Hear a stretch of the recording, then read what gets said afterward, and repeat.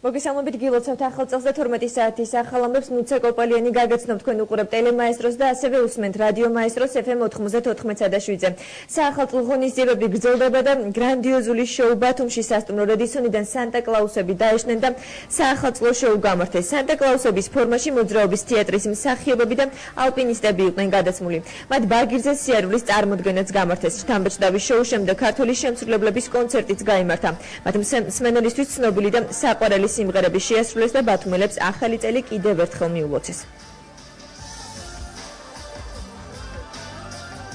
ძალიან მაგარი შოუ იყო, მაგრამ მე არ მქონდა ნანახი, პირველად ნახე დღეს და მინდა მიულოცო ჩვენი თეატრის მსახიობებს, რომლებმაც შეასრულეს ეს საოცარი ჩვენება წარმოადგინეს და იმედი მაქვს, რომ აი ესე განვითარდება ყველა ხელოვნის შემოქმედება, როგორც დღეს ნახეთ, აერიდან ჩამოვიდნენ და კედელზე დადიოდნენ. ძალიან ბედნიერი ვარ, ამაყი ვარ, იმიტომ რომ გუშინ ანაკლიაში ვიყავი, ანაკლიაც ძალიან ლამაზი იყო, ხალხისგან ძალიან დიდი სითბო იყო, სიყვარული იყო, თან ძალიან ახლოს ვიყავი იმ აფხაზეთთან, სადაც გავიზარდე და ძალიან სხვანაირი შეგრძნება მქონდა, რომ ესმოდათ იმათ და ჩვენი ხმა მივაწვინეთ ჩვენ ძმებს. დღეს ვარ ბათუმში და ხო გეუბნებით ძალიან დიდ სითბოს ვზნობ და ამიტომ ჩვენ ძალიან სითბოთი ვღერით ამ ხალხისთვის და თქვენი ეთერის საშუალებითაც მინდა ყველას მიულოცო ეს ახალი წელი უსურო ბედნიერი, ლამაზი და შვიდობიანი ახალი წელი. არაჩვეულებრივი სანახაობა იყო, პირველი იყო ბათუმისთვის და ალბათ საინტერესო იყო ქალაქის მაცხოვრებლებისთვის, ჩვენი სტუმრებისთვის და მინდა თელ საქართველოს მიულოცო ახალი წელი და ბედნიერი 2012 წელი უსურვო. ნუ ახლა ქართული შემსრულებლები რო დავიწყოთ, რა თქმა უნდა, კარგია, იმიტომ რომ ქართულია და ძველი ხალხური სიმღერებია და რა თქმა უნდა, ყველასთვის სასიამოვნოა და როგორც ასეთი ეს პომპეზურად იყო გაკეთებული ჩემო ბატონო და რა ვიცი, ჯობდა რომ უფრო ხალხისთვის ყურადღება მიექციათ, ვიდრე ასეთი პომპეზური რაღაცეებით შემოფარგლულიყვნენ. 31 დეკემბერს კი ზღვისპირა ქალაქში მთავარი საახალწლო კონცერტის დასრულების შემდეგ მიხეილ სააკაშვილმა ხულიო იგლესიას ბათუმის კულტურისა და ხელოვნების ცენტრი დაათვალიერებინა და მისი ოჯახის წევრები გააცნო. ესპანელმა მეგავარსკვლავმა და საქართველოს პრეზიდენტმა ესპანურადაც გაისაუბრეს და ერთმანეთს ახალი 2012 წელი მიულოცეს. შეგახსენებთ, რომ ახალი წლის ღამეს მსოფლიო ვარსკვლავმა ხულიო იგლესიასმა საოცრებათა მოედანზე შეკრებულ მსმენელს 2 საათიანი კონცერტი აჩუქა. კონცერტი ქართულმა შემსრულებელმა თამთა ცხვიტავამ გახსნა. ხულიო იგლესიასმა მსმენელს სხვადასხვა დროის ყველაზე ცნობილი ჰიტები უმღერა და ქართულ მომღერალთან სოფო ნიჟარაძესთან ერთად დუეტით შეასრულა. ახალი წლის კონცერტს საქართველოს პრეზიდენტი მიხეილ სააკაშვილი, პირველი ლედი სანდრა რულოვსი, აჭარის მთავრობის თავმჯდომარე ლევან ვარშალომიძე და სხვა ოფიციალური პირები ესწრებოდნენ.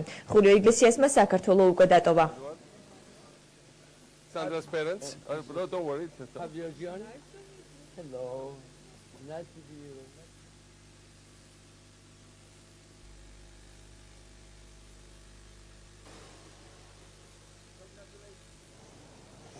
და ახალი წლის აღნიშვნა მსოფლიოს ქვეყნებშიც გრძელდება უჩვეულო საახალწლო ტრადიცია იტალიაში.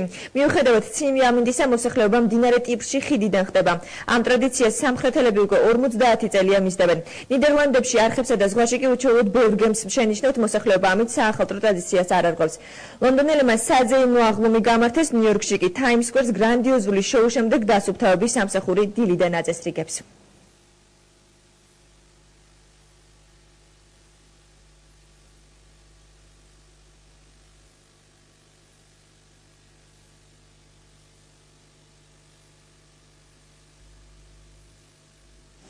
დღეიდან დანიამ ევროკავშირის ხელმძღვანელობა გადაიბრა ევროგაერთიანებას 6 თვის განმავლობაში კოპენჰაგენი უხელმძღვანელებს, რომელმაც თავმჯდომარეობა ვარშავიდან გადაიბარა. როგორც ცნობილია, 2011 წლის 5 დეკემბერს ევროკავშირმა მიიღო გადაწყვეტილება ღრმა და ყოვლისმომცველი თავისუფალი ვაჭრობის შესახებ შეთანხმებაზე საქართველოსთან მოლაპარაკებების დაწყების თაობაზე. აღნიშნული მიმართულება წარმოადგენს საქართველოს ევროკავშირის ასოცირების შესახებ შეთანხმების მნიშვნელოვან კომპონენტს. მოლაპარაკებები წარიმართება ვაჭრობისა და ეკონომიკური საკითხების ფართო სპექტრზე, რაც ხელს შეუწყობს ევროკავშირთან საქართველოს უფრო ღრმა ეკონომიკურ ინტეგრაციას.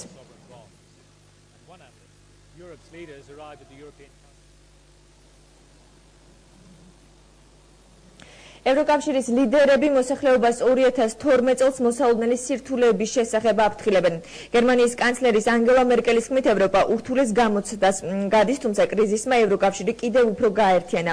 როგორც მერკელმა სატელევიზიო მიმართვაში განაცხადა, გერმანიის შედარებით სტაბილური ეკონომიკური მდგომარეობის მიუხედავად, ახალი წელი 2011-თან შედარებით გაცილებით რთული იქნება. თავის მხრივ საფრანგეთის პრეზიდენტმა ნიკოლე სარკოზიმ აღნიშნა, რომ კრიზისი ჯერ დასრულებული არ არის. სარკოზის თქმით, ეკონომიკის განვითარებისთვის სტრუქტურული ცვლილებების განხორციელება აუცილებელი. საახალწლო მიმართვაში საფრანგეთის პრეზიდენტი მოსახლეობას დაპირდა, რომ 2012 წელს მთავრობა სახელმწიფო ხარჯებს არ შეამცირებს. იტალიის პრეზიდენტმა ჯორჯიო ნაპოლიტანომ კი დამატებითი მსხვერპლის გაღების საჭიროებაზე ისაუბრა.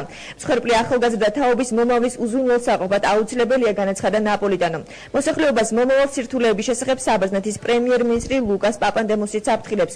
2011 წელს მთავრობის მიერ განხორციელებულმა ანტიკრიზისულმა ზემოქმედებამ ევროპის ქვეყნებში მასობრივი საპროტესტო გამოსვლები და არეულობები გამოიწვია.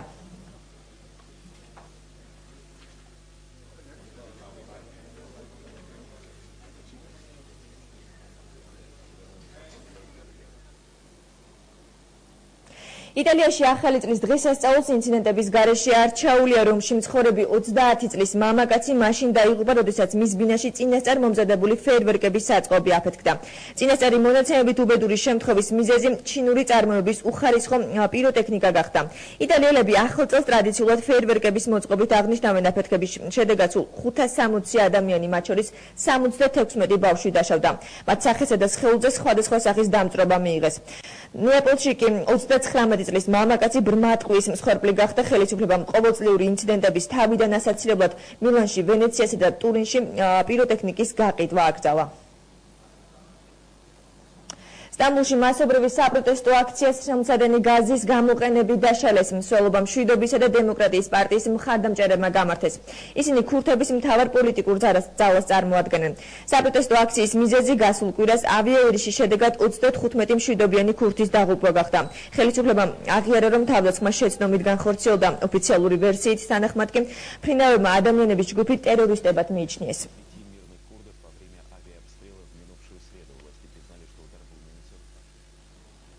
თეირანმა პირველად ატომური რეაქტორისთვის საწვავის ღერძის დამზადება შეძლო. ინფორმაციას ამის შესახებ ირანის ატომური ენერგიის ორგანიზაცია ავრცელებს. ამჟამად ირანელი სპეციალისტები რეაქტორში სხვადასხვა ტესტს ატარებენ, რათა გაარკვიონ, რამდენად ვარგისია შექმნილი საწვავის ღერძი ექსპლუატაციისთვის. ამერიკის შეერთებული შტატები და დასავლეთის ზოგიერთი ქვეყანა ირანს ბირთვულ იარაღზე მუშაობაში ადანაშაულებს. კერძოდ, ატომური ენერგიის საერთაშორისო სააგენტოს ბოლო მოხსენებაში ნათქვამია, რომ ირანი ბირთვულ იარაღის შექმნას 2003 წლიდან ცდილობს და ამჟამად მასობრივი განადგურების იარაღის შესაქმნელად ყველა საჭირო რესურსს ფლობს. სააგენტოს მოხსენების შემდეგ ვაშინგტონმა და მისმა რამდენიმე მოკავშირემ ირანს სანქციები დაუწესა. თეირანი კი მის წინააღმდეგ დაწყებულ ბრალდებებს კატეგორიულად უარყოფს და აცხადებს, რომ ბირთვული პროგრამა ქვეყნის ელექტროენერგიის მოთხოვნილების დასაკმაყოფილებლად ხორციელდება.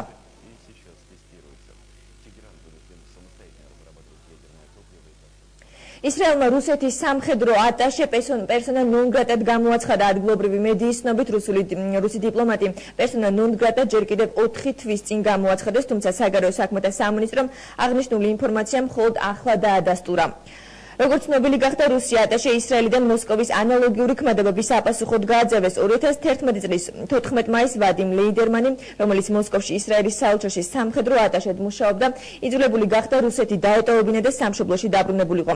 რუსულმა მხარემ საიდუმლო ინფორმაციის მოპოვებასა და ისრაელის კომპანიების პროდუქციის ლობირებაში დაადანაშაულა, რამაც დიპლომატიური სკანდალი გამოიწვია.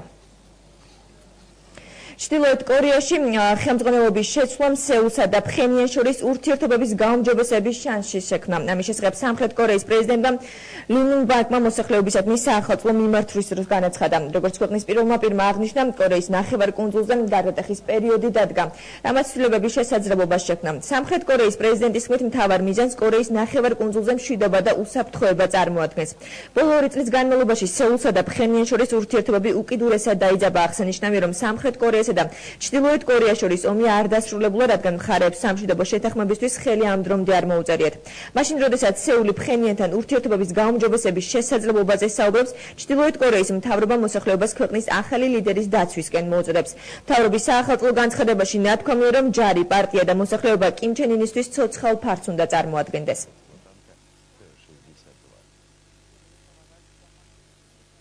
არაბთა ლიგის პარლამენტი სირიიდან დამკვირვებლების გაყვანას ითხოვს, როგორც არაბული პარლამენტის სპიკერმა განაცხადა. დამკვირვებლებმა სირია უნდა დატოვონ, რადგან ბაშარ ალ-ასადის რეჟიმის მშვიდობიანი მოსახლეობის წინააღმდეგ ძალის გამოყენებას განაგრძობს. ორგანიზაციის წარმომადგენლების ქვეყანაში ჩასვლის დღიდან სირიაში ძალადობა არ შეწყვეტილა. პარლამენტის სპიკერმა ხაზგასმით აღნიშნა, რომ დამკვირვებლების მისიის გაგრძელება დამასკოს მისცემს შესაძლებლობას არაადამიანური ქმედებები არაბთა ლიგის სახელმწიფოების თვალწინ ჩაედინოს. არაბული პარლამენტი არაბთა ლიგის წევრი ქვეყნების 88 დელეგატისგან შედგება. კონსულტაციური ორგანოს რეკომენდაციების შესრულება სავალდებულო არ არის.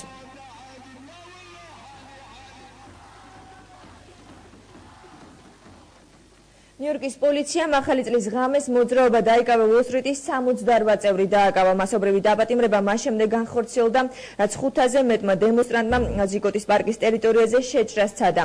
მათ დასაშლელად პოლიცია იძულებული გახდა ცრემლმცადენი გაზი გამოეყენებინა. შეტაკების შედეგად ერთი სამართალდამცველი დაშავდა. დაიკავა უოლ-სტრიტის აქტივისტებმა, რომლებიც ფინანსური ინსტიტუტების წინააღმდეგ გამოდიან და ეკონომიკურ თანასწორობას მოითხოვენ. ზიკოტის პარკში კარვების ქალაქი პირველად 2011 წლის სექტემბერში გაშალეს. პოლიციამ ისინი ნოემბერში დაშალა. ლოს-ანჯელესის პოლიცია კი დამნაშავეს ეძებს, რომელმაც ჰოლივუდის რაიონში დაახლოებით 40 ავტომობილი დაწვა. ბოროტმოქმედის შესახებ ნებისმიერი ინფორმაციის სანაცვლოდ $60,000 დაწესებული. ადგილობრივი მთავრობის განცხადებით, ლოს-ანჯელესის მსგავსი ვანდალიზმი ბოლო 20 წელია არ ახსოვს. დამნაშავე ვანდალიზმის სერია ჯერ კიდევ ახალი წლის დადგომამდე დაიწყო. რამდენიმე ავტომობილიდან ხანძარი საცხოვრებელ სახლებსაც გადაედო, თუმცა არავინ დაშავებულა.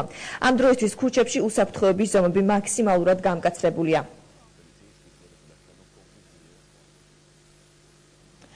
არგენტინაში რიო-ნეგროს პროვინციის გუბერნატორი მოკლეს. კარლოს სოროა, რომელიც წარსულში დაზვერვის დეპარტამენტს ხელმძღვანელობდა, მაშინ დაიღუპა, როდესაც ის ახალი წლის დღესასწაულს აღნიშნავდა. 61 წლის სოროამ გუბერნატორის თანამდებობა სულ რამდენიმე კვირის წინ დაიკავა და ქალაქ ენერალ როკასთან ახლოს თავის რეზიდენციაში იმყოფებოდა, როდესაც სასიკვდილო ჭრილობა მიიღო. იმ დროს არგენტინაში ტრადიციული ჰაერში გასროლა მიმდინარეობდა. პოლიცია ორ ვარიანტს განიხილავს: მკვლობის ან უბედურ შემთხვევას. არგენტინის მარ-დე-პლატაში დაწყებული რალი უბედური შემთხვევით დასრულდა. 38 წლის არგენტინელი მრბოლელი ხორხე მარტინეს ბოერო ავარიის შედეგად გარდაიცვალა. მარტინესი რალიში მეორედ იღებდა მონაწილეობას.